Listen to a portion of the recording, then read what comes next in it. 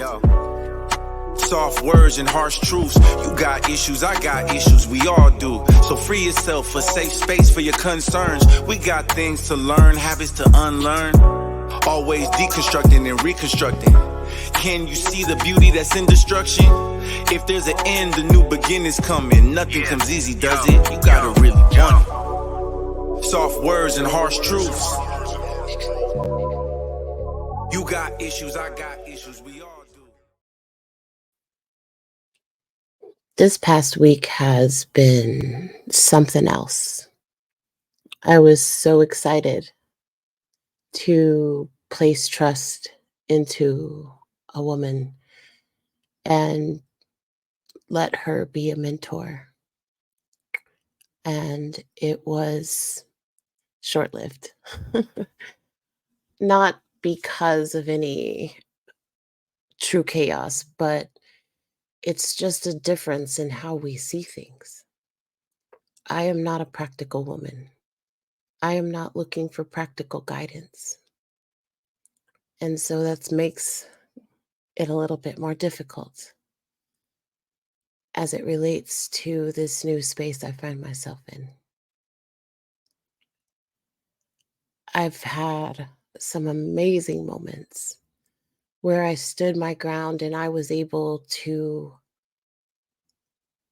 say my point without coming out of character. I also found out that I shouldn't call myself a podcaster because I haven't been in the game more than 10 years. That's what I was told. And then I proceeded to use every single word this person said in that live against them because I was able to show their hypocrisies. I've played a mental chess game with a lot of people, and I just don't feel like doing that anymore. I don't see what purpose it's serving for me. And so the rooms I frequent have been getting smaller and smaller. And that's good, right? Because it limits my exposure to unnecessary conflicts, unnecessary drama that I really just don't choose to be a part of. And yet, even just trying to limit my exposure, I'm still placed into a position in which I'm witnessing storylines repeating. It is so weird for me to look at these people on these lives and recognize that they're repeating things. Yes, they use the same ammunition all the time, but it's the same scenario. There might be additional characters, there might be a little bit of a tweak, yet it's the same. It's a hell loop. It's something that when you speak that out loud, it sounds absolutely insane. What is a hell loop? It's a creation of their own device that keeps them in the same space.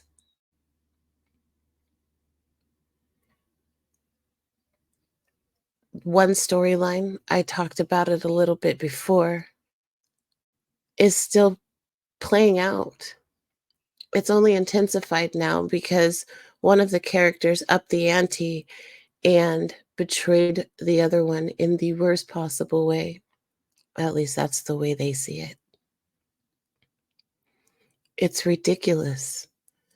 We have lost all of our humanity and we are more interested in likes and giggles and just treating each other so horrible.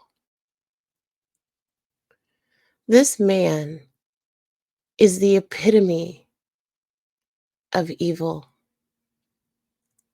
He manipulates women and pits them against each other. Emotional manipulations every single day. Changes the tone of his voice to be softer when he's in his Papa come get me mode. And then he will drop the "you ain't nothing but a 304. you are recreational use only, you single mom. And he just browbeats these women and they keep going back. Even though I recognize the why. I've been in those shoes. I've been in those situations. So I can't judge that. And I'm not electing to. Yet, this new loop introduced a new character who is version 2 of the original. She is a vile piece of work. She will intentionally inflate a situation to cause drama. And she's very pretentious.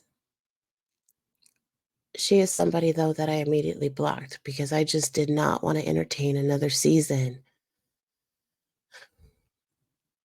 with a new character. It's not for me to understand. I'm not going to. I don't ever want to be in a position where I feel I need to talk down on somebody in order to make myself feel better. One of the most common jokes I say now is, "Show me your washing machine." What kind of flex is that? What does that prove? And yet, that was a flex used in an argument by the most ridiculous poultry I've ever had the unpleasure, not a real word, of meeting. Displeasure. There we go. Content. It's all for content. The disagreement I had with the woman who was to be my mentor revolved around the fact that I did not want to discuss my personal life on her live. I'm willing to talk about quite a bit. It's part of the job, right? In order to gain followers, you have to be relatable. Yet I don't want to be relatable in such a way that every detail of what I'm going through is just out for public consumption. And when I stated that, they were upset because they thought I said that they were using me for content, not recognizing that I was not wanting an audience when we had the discussion. It was the most polite disagreement, definitely could teach people a few things. Yet, it was completely unnecessary. The only thing that I had provided was the information that I wasn't going to talk about my personal life. And it was taken as, well, that means that you're prohibiting me from asking questions. I should be able to do what I want because I'm a psychologist and this is how it is. And my way is right. I can show results. And I applaud that. I truly, truly do. That's not what I'm interested in. I have more interest in the conversation because that's how I learn. I learn by weaving the present day to the past so I can alleviate any possible traumas, triggers. I'm doing the necessary work for myself. I don't look forward. Looking forward is an attempt of setting myself up for failure. That's what I think. And I don't feel that that's an improper way to survive. I want to focus on my right now. I have so many things that I need to fix about myself as it relates to the domesticated side of me. When I speak to, I'm learning how to be a woman, I'm chastised because by definition, I am a woman. I carry a uterus, I've had children. That's not what I'm implying, though. That's not my intent. That's not my purpose. That's not what I mean.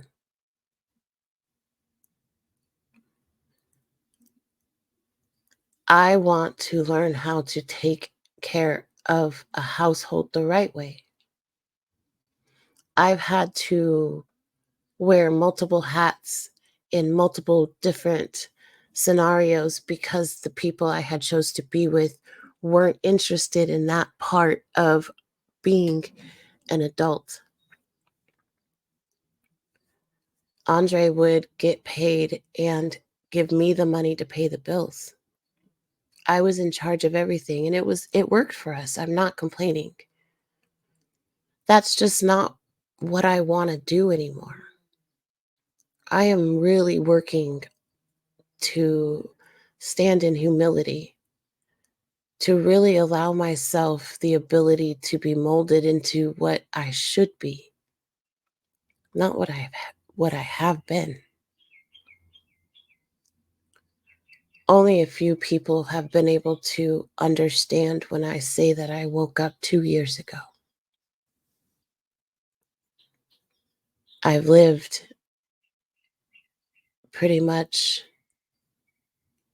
since my daughter was born under a different persona.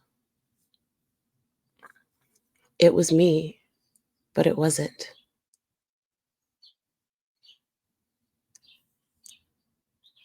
I feel things differently than other people. And now, of course, I can't explain that. So, because of the lack of explanation, it can be received that I'm trying to make myself seem much more important than anybody else, which is why that title is what it is. The woman that was to be my mentor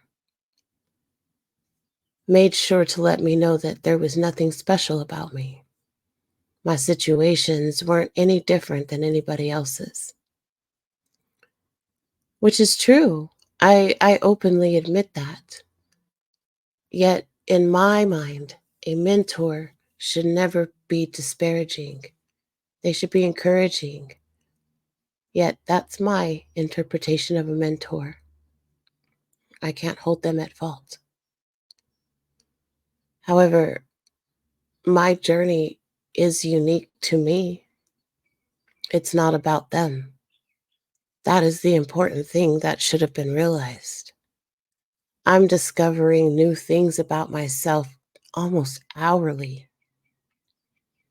If it wasn't for Obi, I probably would be in a worse space than I am right now because having that one person that I can be 100% transparent to, the random tears, uh, the exclamations of finding new information, just the simple joy of being able to share parts of my day with somebody and know that they anticipate those messages. That's something that I truly cherish.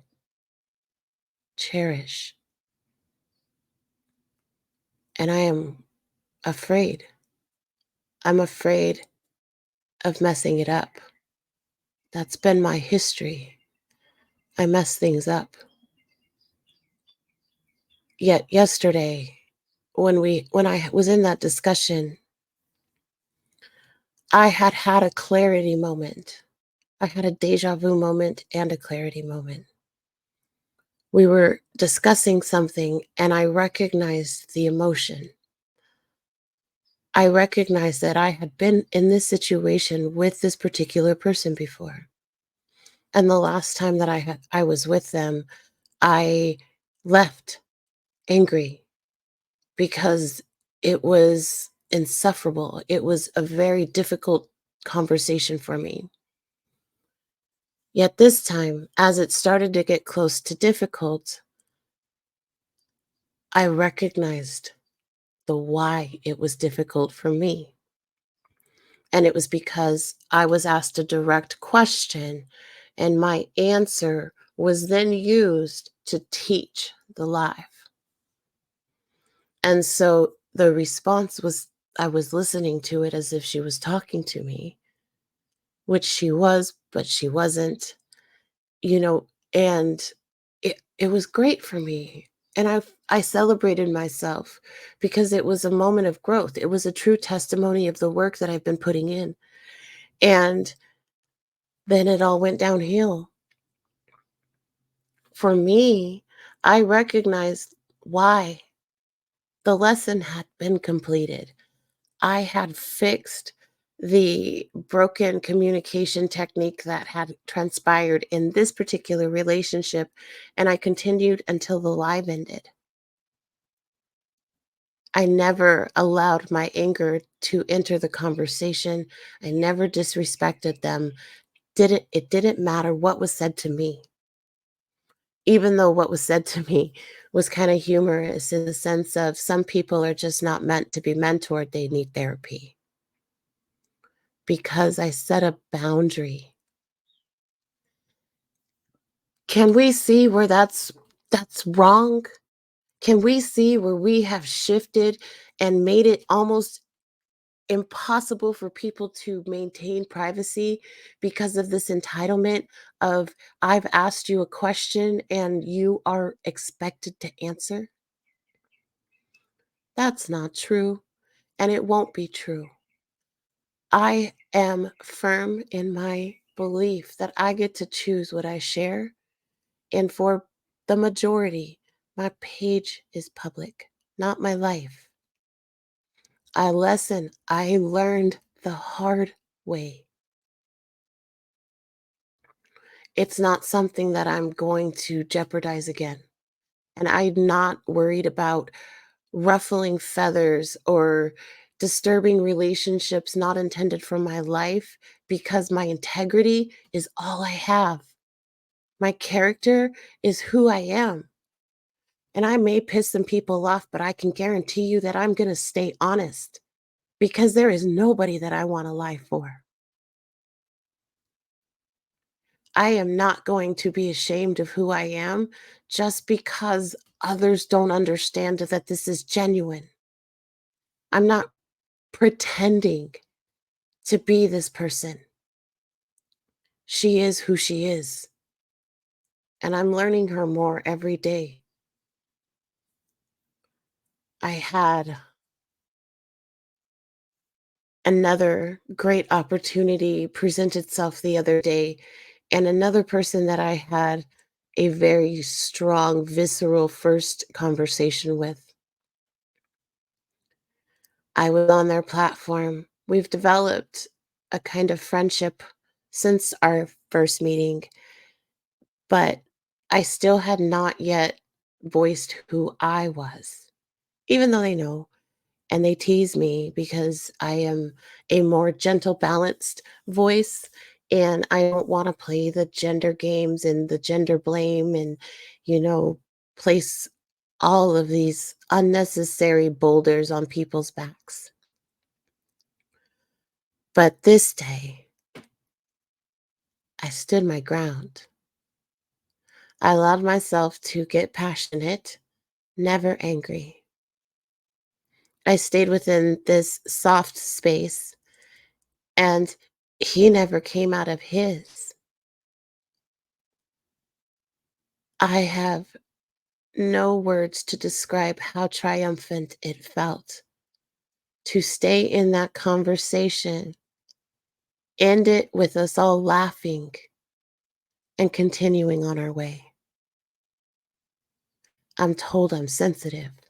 Absolutely. I am sensitive. And if you can't see that as the strongest, most beautiful piece of me, well, then you probably aren't intended for me, and that's okay too. I don't claim to be special. I don't understand anything of what's happening to me. This recognition, this sight, when I thought of the powers that people spoke of, I s- I took them so literal. So as I'm gaining all this additional insight and these thoughts and everything, it's really overwhelming. What am I supposed to do with this? How am I supposed to use this to help people in a world where everybody knows what everybody knows? I have a few bright spots in which I've been able to show that just being a genuine, caring person can greatly impact a person's life. Yet that's not for public display either, because their story is theirs. And every win should be theirs. It's not for me to share. But I do take pride in watching it happen. I do get a sense of joy when I am having these conversations and I say something and they are just amazed at how insightful I can be, how much I pay attention. The basic need of most people is to be appreciated. That's all they want. They want to know that the work that they're putting in is being seen. Yet we're all too busy focusing on ourselves wanting to be seen that we don't have time to see other people.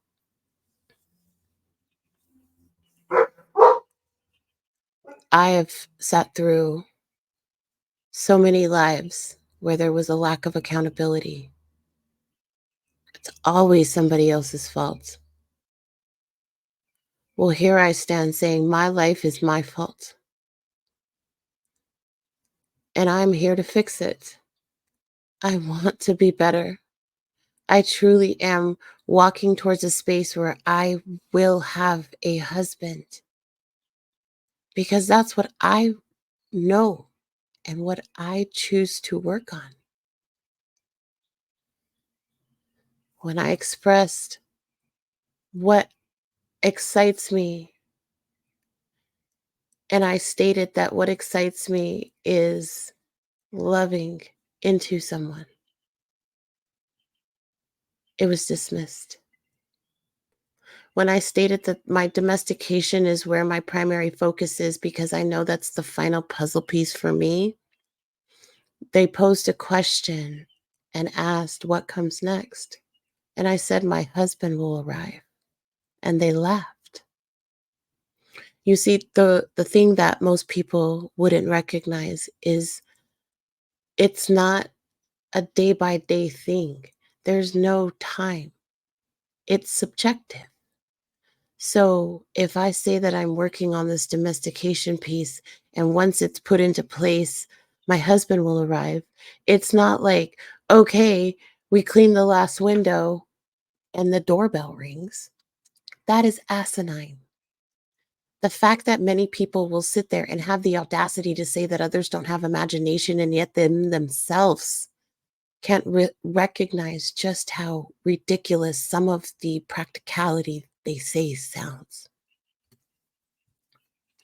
I'm not even sure that sentence came out right, but that's okay. We're so quick to judge others. If you don't comply to the way that I'm living, you will never succeed. What kind of shit is that?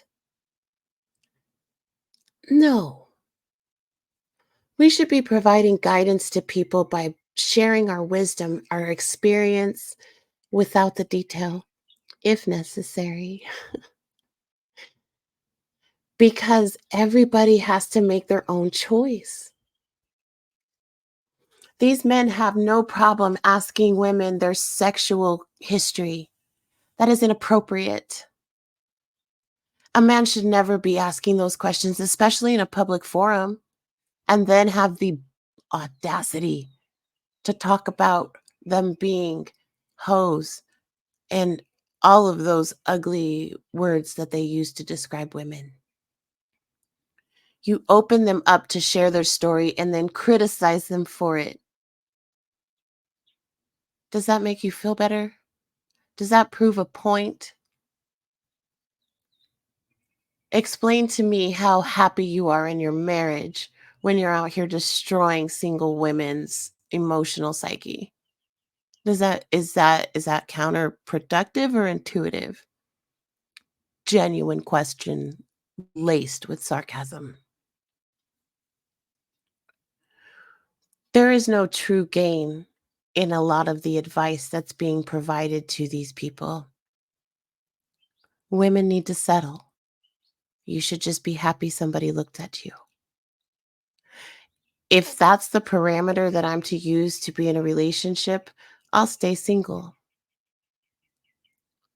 I have my own boundaries. I have my own expectations, and I know that he's coming. How do I know? Because I do. Because I feel it. I can't explain that to you because you can't feel what I feel. I don't even understand it myself. And then when I tried to explain that there are many, many times the emotions that I'm expressing aren't mine, I was told, yes, they are.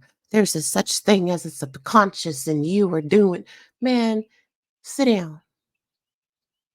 Because again, I've recognized and I'm learning to recognize now when it's not my emotion because I feel it different. And I'm able to vocalize that in a way that other people wouldn't understand because I'm not trying to whine. I'm not trying to gain empathy. Empathy and sympathy are two things that actually make me feel icky. I don't like it. Comfort, I can handle comfort. And if anybody were to say it, it's the same thing. It's not. It's really not.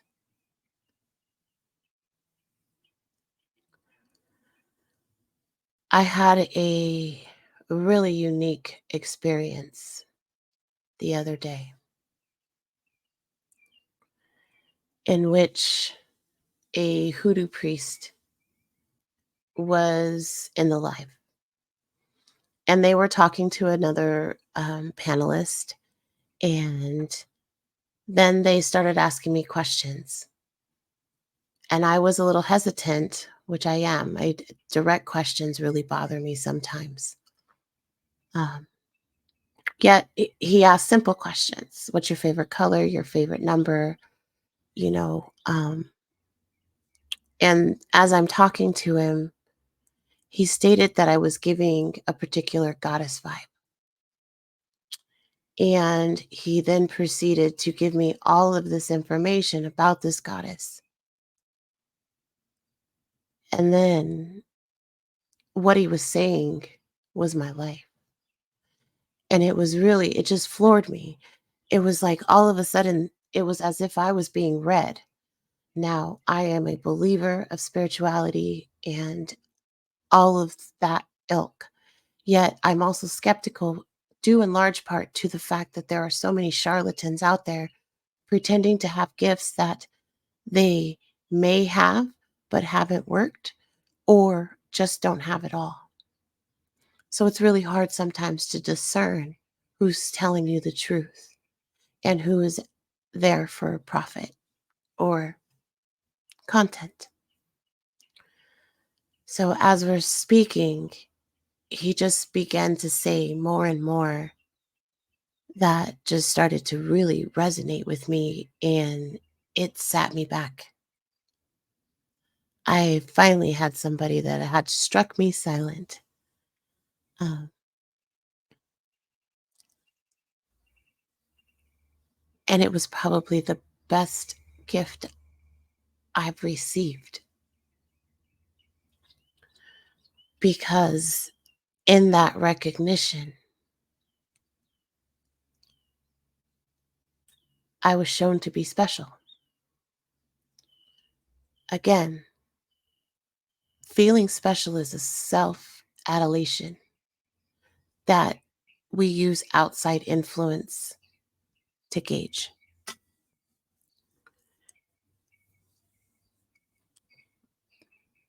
I truly appreciated it though.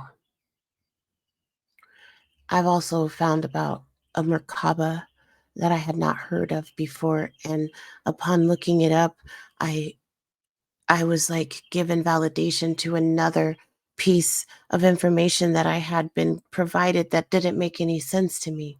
Why do I think this way? It doesn't make any sense. When I thought of abilities or intuitions, I always thought of them as an external factor. So, because mine are very internal and almost second nature, I never recognized them for what they were. I'm in transition right now, and I truly am trying to walk in a space that's not better than anybody else, yet sets myself apart because I'm no longer afraid to say, no, that's not true. It's not. Your view is a capture of your life experience through your eyes. It should be shared as such, not as fact, not as law. Just because it worked for you doesn't mean it works for me. That's common sense. It should be a sharing of ideas and just a general consensus of truly trying to build a community.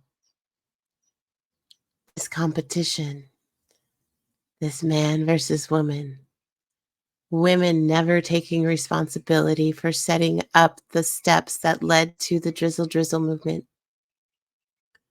I love that. I love the drizzle drizzle movement. It is a true mirror of the audacity of requests made by women towards men just to get attention. That's not even to say that they would date you.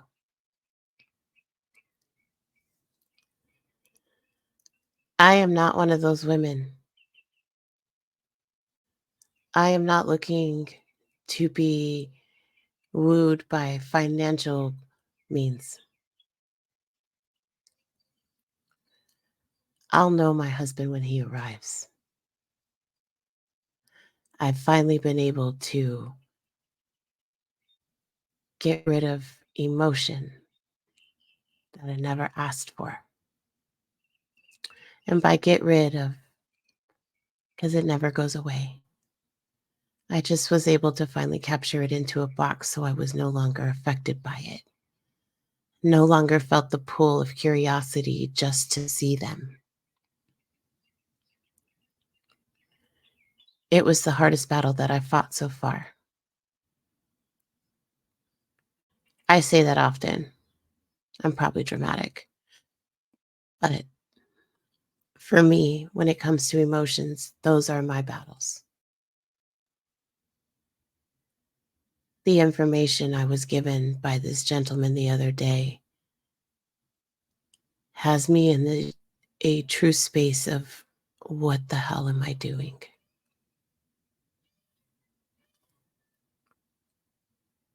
What am I supposed to do with this new piece of who I am?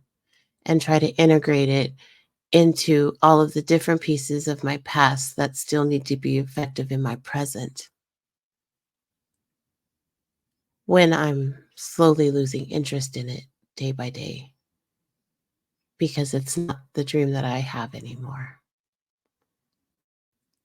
It's almost my responsibility to honor my word, which again, integrity, the true reason I got married, a reason many people would say was dumb. But to me, keeping my word has always been the most important thing to me.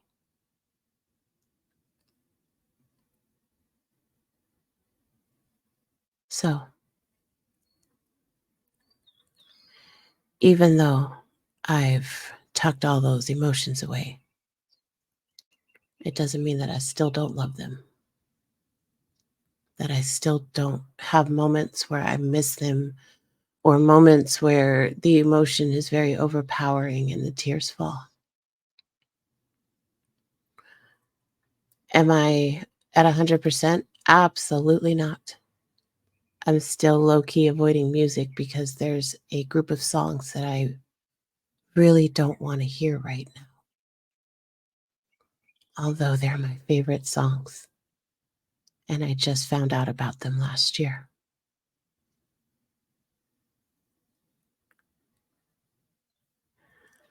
I really am not trying to pretend to be anything more than what I am. I'm sensitive. My feelings get hurt easy. I may miss a context clue and be completely wrong in my interpretation of what's being said.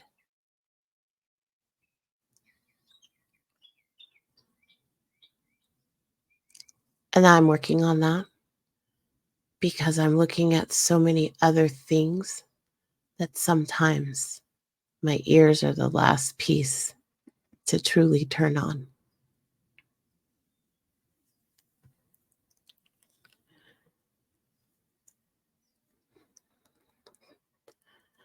I I'm trying to learn not to have so many pauses because I recognize how awkward that makes it when you're just sitting there and you're just like, Yet I really do talk like this.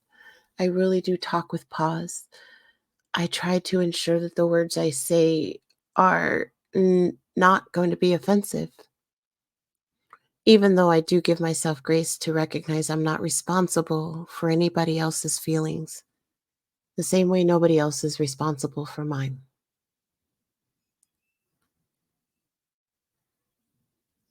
I wish I wasn't feeling so lost right now. The one thing I truly need is structure. That's why I want a husband. I want the structure. I, I miss the rules more than anything, which is so weird. It's so weird. I'm okay being alone. I I say that often, and it's true, but I'd be lying to say that every day I'm 100% because I'm not. There's so many times I want to reach out to Dimitri and just ask him to come give me a hug, just to feel small for a small moment, because it's really hard doing this by yourself. But I'm ready to do it by myself.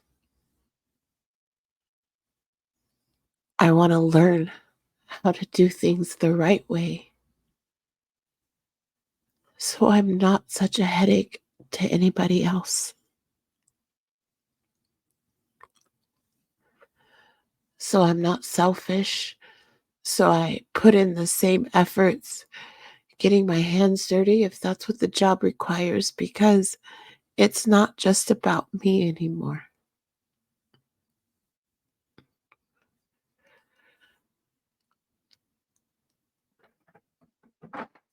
I know we can't go back, and I don't know that I necessarily would want to. I'm learning life out of order,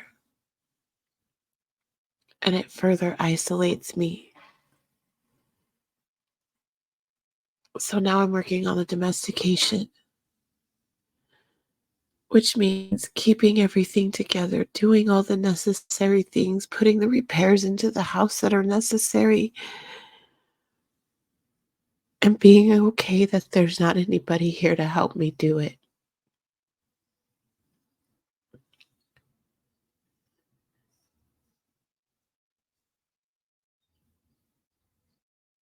I'm not ashamed to say I apologize for what I've done to people.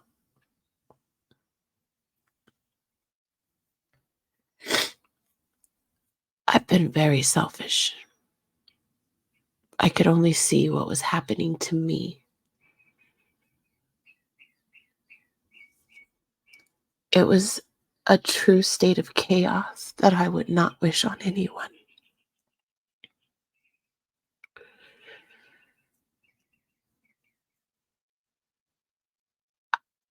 I couldn't even see me, so how could I expect anybody else to? And then when I got seen, totally unexpectedly, like a lightning strike, I didn't realize that that was going to send me into a whole new area of discovery. And this new person is so innocent. Jokes that I should get, I don't get because I'm just oblivious.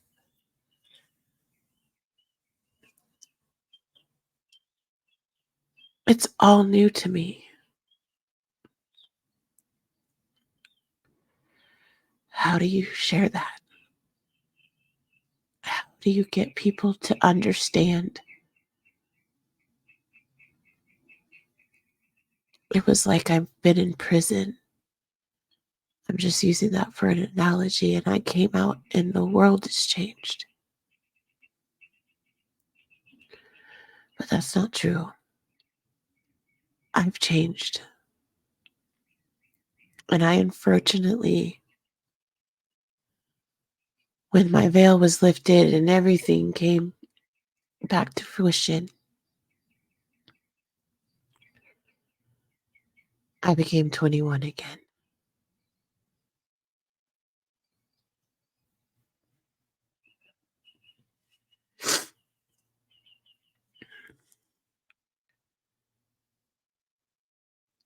Something I didn't recognize until the information was presented to me,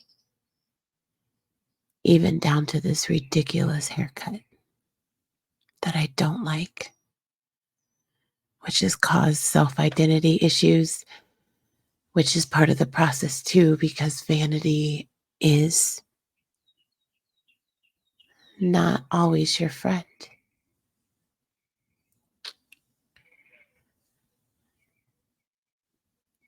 This week, I've realized that I'm not the same person I was last week. The disagreement yesterday happened because I had learned the lesson. I had a moment of clarity and I was in a hell loop. I recognized the deja vu moment and I chose the other path than from the one I did last time.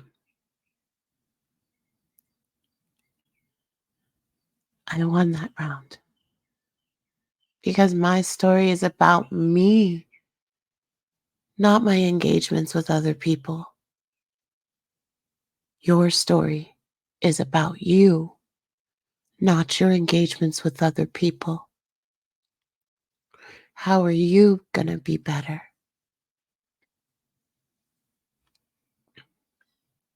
Coming out of the literal sense and recognizing demons for what they truly are, and then being told that this ability to love the most heinous or ugly or what society deems as unlovable was something given to me prior to my birth.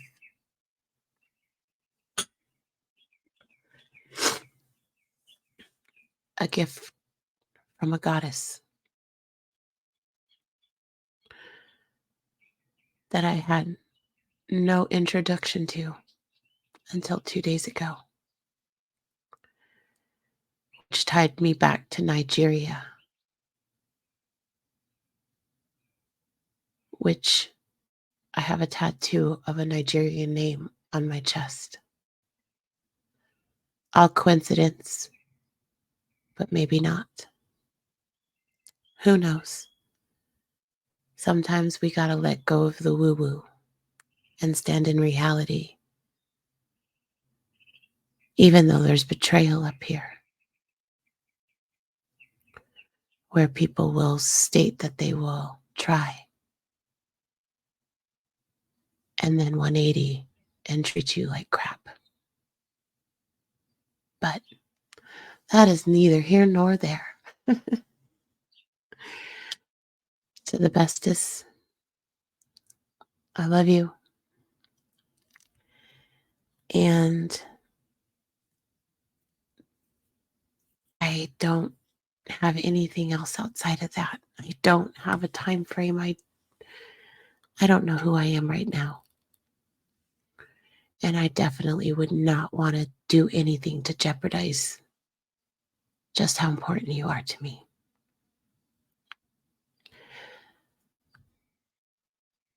To everybody else, as I recollect and get myself together, I did forget last week to read a poem, or the last show that I did. I didn't read the poem for that episode. So instead of recreating um, a poem for this one, I'm just going to share the one from last time. And this is called You Do Not Represent Me.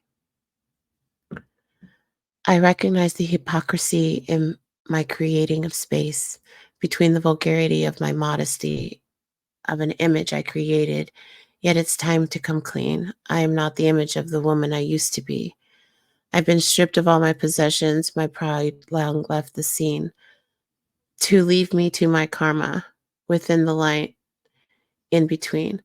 I have listened to the stories of how evil I could truly be, especially in the matters of love and what that meant to me. Now, though, I see through the fog of humility that the mirage was more of a reflection of the images. My apologies.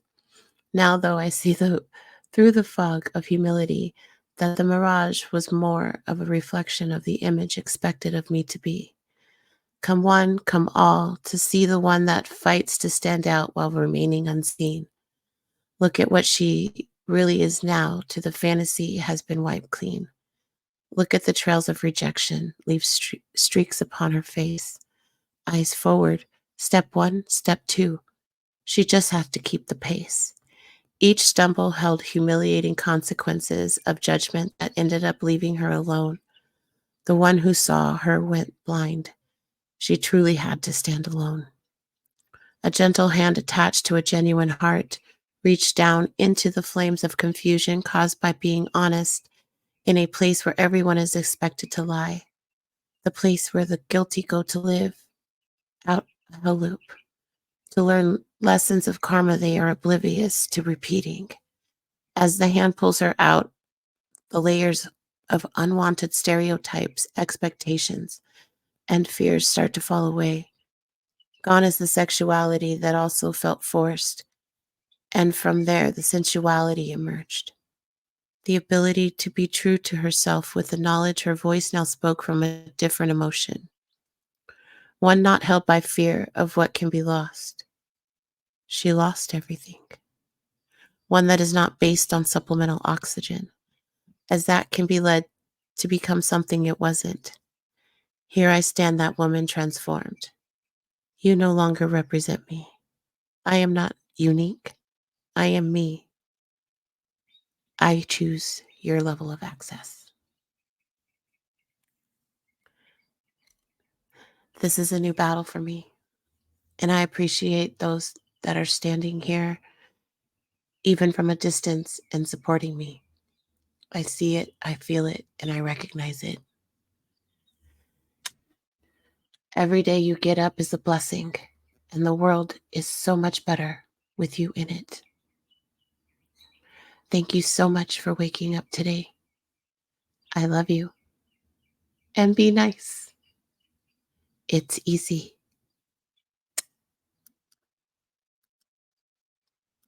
Soft words and harsh truths. You got issues, I got issues, we all do.